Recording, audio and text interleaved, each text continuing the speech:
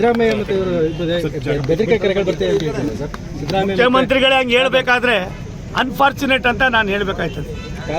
ಅಲ್ಲ, ಖಾದರ್ ಅವ್ರು ಹೇಳೋದು ಸ್ಪೀಕರು, ಮುಖ್ಯಮಂತ್ರಿಗಳೇ ನನಗೆ ಬರ್ತಾ ಇದೆ ಅಂದರೆ ಅನ್ಫಾರ್ಚುನೇಟು, ಅಸಹಾಯಕತೆ ಅನ್ನೋದಕ್ಕಿಂತ ಹೆಚ್ಚಾಗಿ ಸಿದ್ದರಾಮಯ್ಯನವ್ರ ಬಾಯಿನಲ್ಲಿ ಇವೆಲ್ಲ ಬರ್ತದೆ ಅಂದರೆ ಇದು ನಿಜಾನೇ ಇರಬೇಕು. ಕಾನೂನು ವ್ಯವಸ್ಥೆ ಎಷ್ಟು ಅದಕ್ಕೆ ಆ ವ್ಯವಸ್ಥೆನ ಹೆಂಗಿದೆ ಏನಿದೆ, ನಾನೇ ಈ ರಾಜ್ಯದ ಅನಭಿಷಕ್ತ ದೊರೆ ಅನ್ನೋದನ್ನು ಮರೆತು ಅಂತ ಅಯೋಗ್ಯರು ಯಾರಿದ್ದಾರೆ, ಲೋಫರ್ಸ್ ಯಾರಿದ್ದಾರೆ, ಸಮಾಜಘಾತಕರು ಯಾರಿದ್ದಾರೆ, ಈ ದೇಶದಲ್ಲಿ ನೆಮ್ಮದಿಯನ್ನು ಹಾಳು ಮಾಡ್ತಕ್ಕಂಥ ಇಂಥ ದುಷ್ಟಶಕ್ತಿಗಳೇನಿದೆ, ದಯವಿಟ್ಟು ಏನು ಮಾಡಬೇಡಿ. ಪೊಲೀಸ್ನವ್ರಿಗೆ ಫ್ರೀಯಾಗಿ ಬಿಡಿ, ನೀವು ಹೋಗಿ ಏನು ಮಾಡ್ತೀರೋ ಮಾಡಿ ಅನ್ನಿ. ಅವತ್ತು ಪೊಲೀಸ್ನವರು ತಮ್ಮ ಆಟವನ್ನು ತೋರಿಸ್ತಾರೆ. ಇಂಥ ಅಯೋಗ್ಯರಿಗೆ, ಇವ್ರಿಗೆ ಯಾವ ರೀತಿ ಬುದ್ಧಿ ಕಲಿಸ್ತಾರೆ.